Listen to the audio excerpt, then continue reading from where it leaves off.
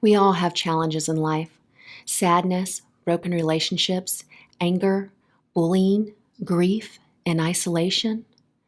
But there is hope. Together, we can learn how to bring back joy, re engage with life, restore relationships, and to be alone without being lonely.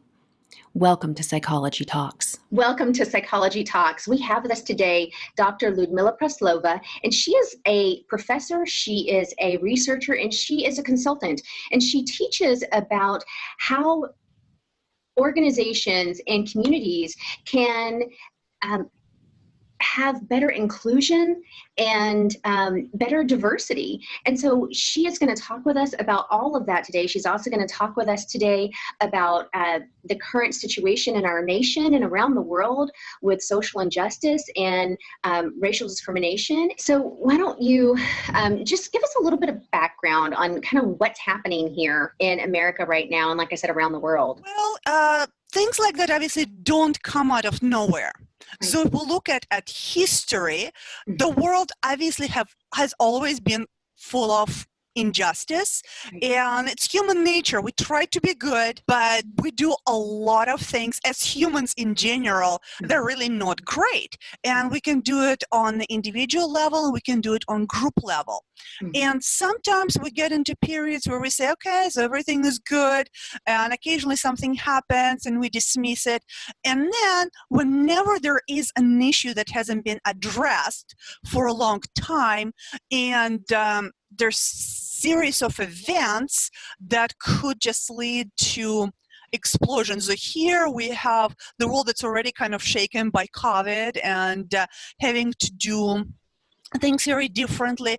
And in the beginning, we immediately see one of the things that happened with us. We're trying to find someone to blame, right? Mhm. So then we have xenophobia against Asians. So that's the one thing. Whenever people are stressed out, we start looking for somebody to blame. So that's how it was maybe 3 months ago. But then, of course, if you looked at the later happenings, obviously there hasn't been a time in recent memory when there was no issue with regard to either African Americans or Black people in the world globally, that there hasn't been some kind of hurt or some kind of statistics where we do know that it is more difficult for Black people to move up in the world and to get access to education, to get access to good health care.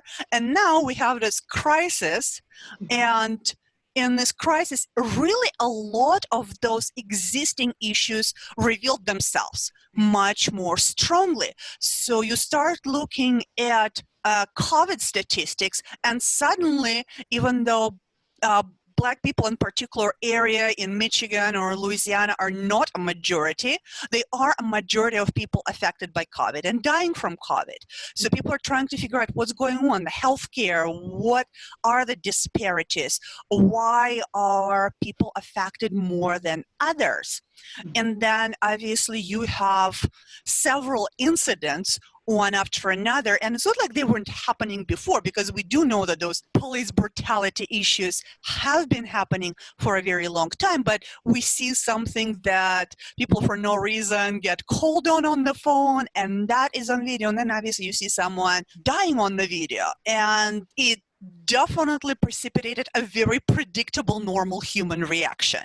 So as a nation, as a culture, but also just internationally, we were already at a high peak level of stress because of what was happening with the social isolation, the quarantines, all the uncertainty about what life is going to be like.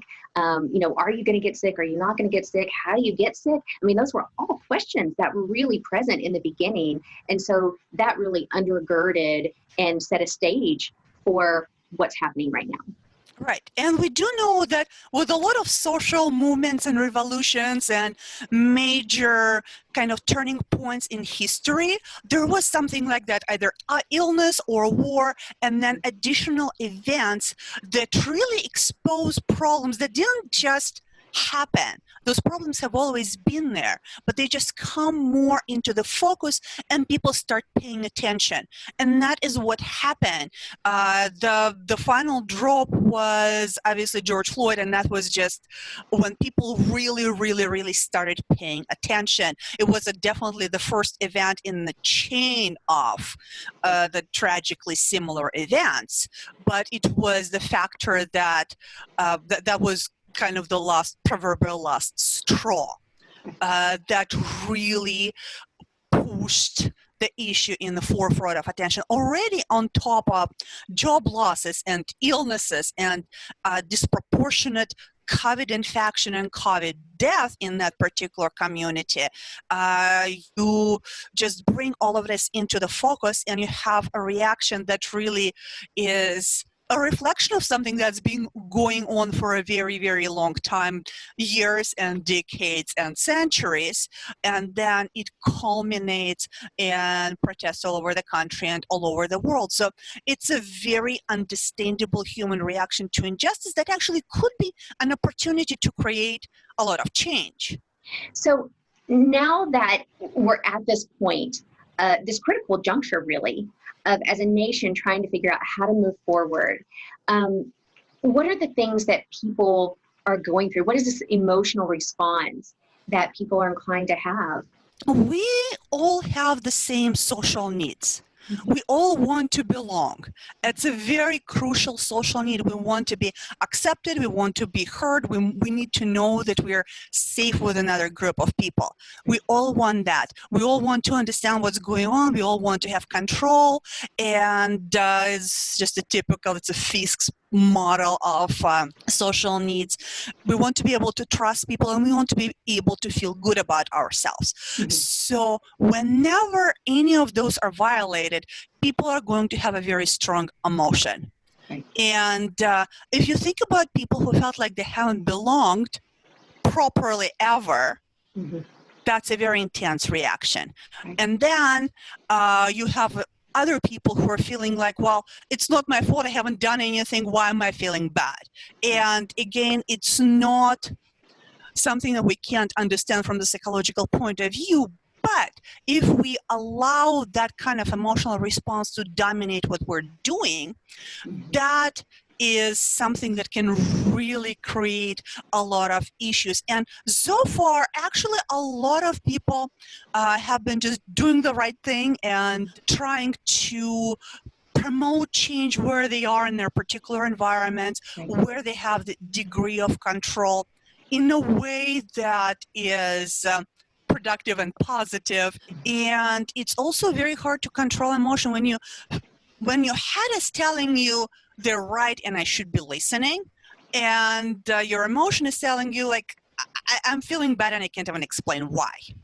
So sometimes I think we need to explain why, and we need to figure out how to go about it in a way that's productive. And I know some people who were just literally crying on the 4th of July. It's a person who wouldn't hurt a fly. And she was just crying and feeling like I'm a bad person. We're a bad country. Can I even love my country anymore?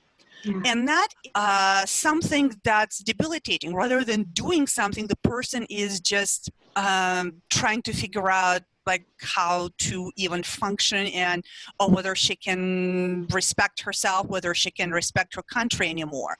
And that happens because people, when they are emotional, they forget how to interpret statistics and they forget how to interpret words. And so I'm just going to give a very specific statistical example. And those are pretty new studies, like from 2017, they're pretty recent, and it's an experimental design when people send fake resumes in response to various job applications and look at the responses on what varies in experimental conditions is whether the resumes reflect that someone is either Black or Asian, or whitened resumes in which they change the names to sound white, they change activities to remove any kind of racially specific clubs. And we do know that the findings are that people with whitened resumes receive more callbacks and more interviews. Interesting. Okay. So again, pretty recent study 3 years ago. There are, by the way, even more recent studies when they manipulated the same thing with someone being in a wheelchair and someone being autistic with the same results. 25% difference in callbacks and possibility of interviews. If you look at statistics, we can't say that statistics are inaccurate because it doesn't apply to me. It doesn't apply to me, but it doesn't change the fact that in general discrimination occurs. Right. So statistics are still there, even if they don't apply to one individual person. And yeah, sometimes we make a mistake of saying, okay, if there's discrimination, that every person is bad and discriminating, which we all have biases, but we probably are not all bad people, right? And one of the emotional responses is to blame someone. Right. And sometimes it's to blame ourselves. But there's a difference between saying something is your fault and something is your responsibility. Sure. I think we have a lot of emotional issues because we don't disentangle those things. It doesn't have to be your fault, but it is your responsibility. So as someone who has a platform or as someone who has some kind of say in your organization, even if you don't think you caused something, you still have responsibility to do something about it. So that's a very different thing. And I think we have a lot of emotions flying because people use fault and responsibility interchangeably. And a responsibility can be there even without personal fault. But if we're talking about inequalities affecting of how people are affected by COVID, there are so many different ways in which inequalities exist. So the first wave of job loss was hitting a lot of hospitality and eateries. And a lot of those jobs are low-paid women, in many cases, women of color. So that's something that's already major inequality. And then who's going to take care of those people and their families? Then we have, whether you're working from home or not working, there's nobody to take care of your kids. And we do know that even though we've been talking about gender equality and home responsibilities, but we do know that women are still taking on the majority of this work. And so again, women are taking on the majority of unpaid labor, and in many cases those women still work and are trying to do everything they're still responsible for. And that definitely is another aspect of inequality that a lot of people are feeling like, well, there is a very unfair situation. And again, everyone is in different home situation. So it's very difficult for society to fix those particular issues, but society in general could probably create more effective ways of getting food to people, right? Because there's been a lot of loss and spoilage, and we just couldn't figure out how to get something to people. That would have helped those women tremendously, at least so they don't have to try to figure that part out. But then obviously employment policies and ability for women to work at different times, because there are still some employers who are trying to clock people, whether someone working from home is on their computers from this time to this time. Right. So how would it, so there are some jobs that require it. Vast majority of work from home jobs, it doesn't matter if you're doing something when your children are taking a nap or after they went to bed. Right. So organizations could very easily just ease up on trying to control how and when people work from home and give them a little bit more flexibility. So that would help societally. And so there are a few things that would take a very long time, like the more equitable distribution of work at home, but there are things that organizations can do immediately to help with those situations. I want to go back a little bit to that emotional response that people might have individually, so or even communally. So if we're looking at things, and I guess the big one that comes to mind is sort of the backlash to Black Lives Matter, which is all lives matter. And can you Yes. talk a little bit about that and why there's such a reaction for people? Why it really hits a nerve? It's really, I think, an issue with linguistic interpretation in my mind. Okay. Because when people say Black Lives Matters, and when the slogan appeared several years ago, initially I was like, okay, so what does that mean? And it is possible to interpret it as only Black Lives Matters.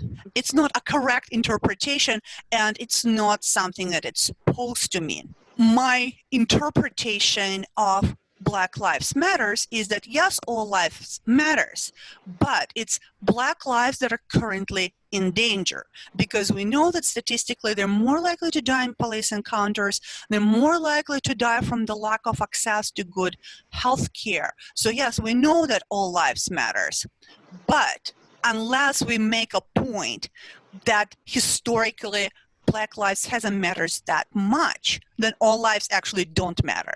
So the point people are trying to make that not only Black lives matter, but Black lives matter to pay attention right now because there is an acute problem. Right. But and I think one thing that with the all lives matter is that people may not really seem to understand is that by saying that it's invalidating the struggles that Black people in our country, and not just in our country. I want to highlight that it's not just an American problem, but that Black people have encountered throughout history in having equal access to constitutional rights, having equal access to promotion, to jobs, to education, to a fair legal system. And so it's talking about when people say all lives matter, yeah, like you're saying, absolutely all lives matter, but it's invalidating this piece of our history that, and not just history, but the current situation that has really cost people the ability to break out of poverty, the ability to live safely in their homes or their neighborhoods, to trust that their children can walk to school and make it there. And really live as long as they're genetically programmed. Right. Yeah, exactly. So, yes. And it's just like, okay, so if women are getting beaten up all the time, and women are coming up with a slogan, women's lives matter. Right. It doesn't mean that men's lives don't matter. It means that stop killing women. So that's how we interpret Black Lives Matter. Right. And so how do we as a nation heal from the damage that has happened, from the race relations, the injustices? How do we heal and come together and move forward as a nation, as a people? That's such a hard question because U.S. is a very complex society. Unless people haven't figured it out by now by my accent, I was not born in U.S. And so I'm kind of looking at it from perspective of global diversity because I didn't come to the States until I was 28. Yeah. So I had pretty much like the full adult life in Russia and working obviously a lot with people from different countries, mostly in Europe, and then observing a very different diversity trends in the States because, yes, there are all kinds of issues and local tensions in Europe, but US is definitely very unique. And it's unique in several different ways. And the simplest way to talk about it is the age uniqueness, in that US is so much younger than European nations. And in one way, it hasn't even had time to gel very well. If you think about all the wars in Britain when, different groups of people were not really getting along very well for centuries. Right. But people doing the right thing over time is something that helps. But we are also aware of conflicts that don't heal for centuries and that do get perpetuated because there is no dialogue and there's no respect for each other's dignity.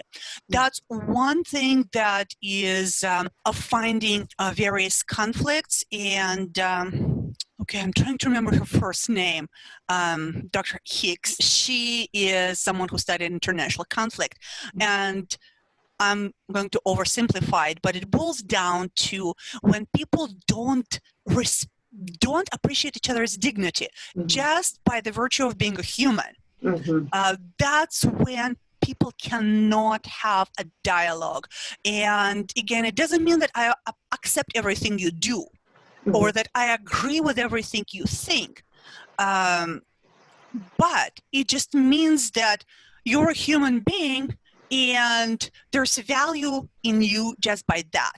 So if you read, and I strongly recommend books on dignity, and she has one that's on international conflict and one specific to the workplace, how to treat people in the workplace with dignity. And it's just a really wonderful framework where you just take a step back and say, okay, it's a human being. Let's try to communicate and to say, okay, maybe I don't agree with everything, but I'm trying to understand what's going on. So that is something that has been helpful in addressing organizational level issues when there's a conflict within particular units or between subdivisions, or there's mergers and it could be cultural clash. It also has been shown to work on the level of major international conflicts. So really what it comes down to is looking at the person next to you. And really, even at that level, it's not necessarily that each person needs to go out and try and establish change globally, but that just looking at the person next to you and saying, I'm going to see you as another human who has equal value to me, and I'm going to treat you that way. Yes. I'm going to look at things from your perspective, or at least I'm going to try to. And I'm going to be open to hearing what you have to say and making sure that it's valued.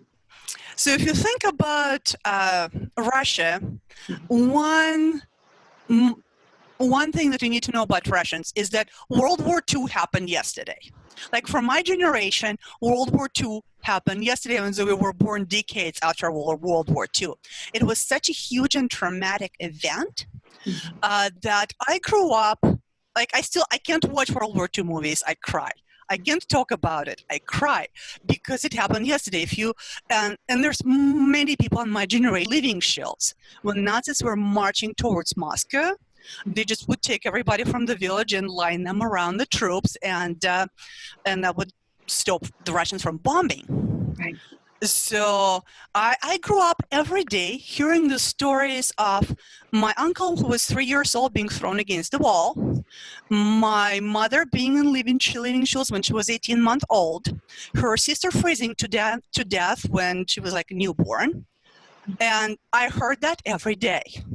So I did not like German people very much. So it took me a long time to start thinking about it. Okay, it's a different generation, and what really happened is when I was a graduate student, so it was like way later, we went to the Tolerance Museum, the one in New York, no, one in Washington, D.C. And there was a German guy in our group. And I just started wondering, how does all this stuff look from his perspective? Listening to all these guys talking about the horrid things that his people did. Because like I grew up on horrid stories that were done to my people. But once I started trying to think, okay, so how does that look to this guy who was like also born like whatever, 30, 40 years after? And I think that just kind of really helped my mind to get to the place of looking at individuals and being able to communicate with them from a very different perspective.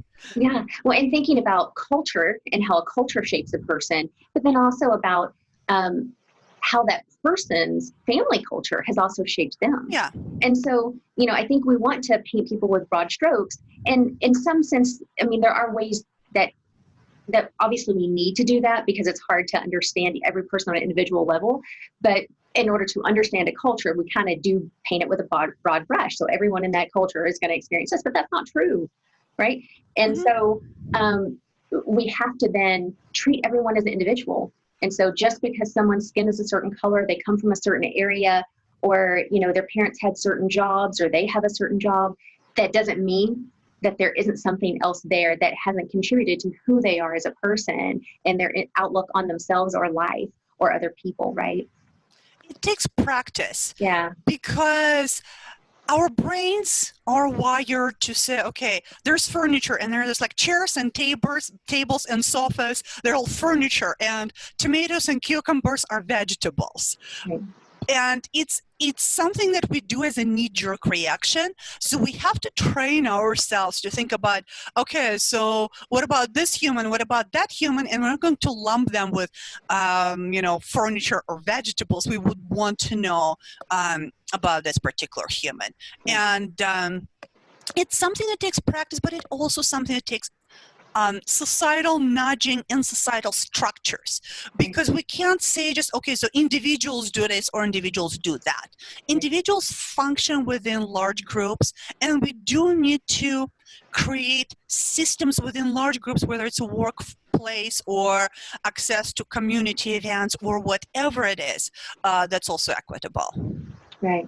And so for the individual, which all of us are, we're all individuals going through this right now. So how do we do things like you were talking about, forgiving ourselves, seeing ourselves for maybe, like you said earlier, you weren't not our fault, but it's our responsibility. Right. Yeah. And then how does an individual decide these are the steps that I feel like I need to take? And we talked a lot about, on a person-to-person basis, but how then does someone maybe go out into their community and take those first steps to figuring out, how do I do this on a community level in the community I live in? We all have a rare area of influence. It could be just our family and how you teach your children. Right. That's an area of influence. It could be when your neighbor puts something offensive out. You could just kind of say, do you know how people interpret it? You don't have to say you are a blah, blah, blah. You could just say, do you know people interpret it in different ways? And just kind of check if they actually really quite understand what they're doing. Yeah. So approach conversations with as a question or with curiosity versus hostility. Exactly, because hostility is never a good start to the conversation in any kind. Curiosity, giving people the benefit of a doubt, getting themselves to say, oh, I wasn't thinking about that, but that actually, I probably should have done it. And that happens a lot because people just realize they weren't thinking through what they were doing. Right. Obviously, not in 100% of the cases, but in many cases. Yeah. And then again, we may not necessarily be CEOs who have all power in organizations, but if we know that research shows that resumes are influenced by the name or other things that really are not relevant to qualifications. One thing that people have been arguing is blind resume screening. Yeah. So even if I'm not a CEO, but if there's several people in different positions in organizations who start saying, you know what, let's give that a try for a year and see if our hiring improves. I'm not even saying, let's just change stuff forever. We could just say, let's do an experiment for 1 year, do blind resume screening and see if we hire more diverse people, because research shows that irrelevant information biases us. And they did it with orchestras way back many decades ago, and they started doing blind orchestra screenings so that you couldn't see who was auditioning, and they even made sure that you couldn't hear high heels because then you could say it's a woman. Right. So they even made sure that wasn't coming across, and that definitely improved selection, and that a lot more women were selected to play in orchestras when they started doing that. So it really highlights our biases to us, the ones that we're not aware of. Exactly. So, I think we're running short on time. So thank you, Dr. Praslova, and thank you for joining us. Come back, because Dr. Praslova is going to be with us again to talk with us more about inclusion and what that means. What is it? And so come back for our next segment, because I think you're really going to get a lot of great information from that one. Take care.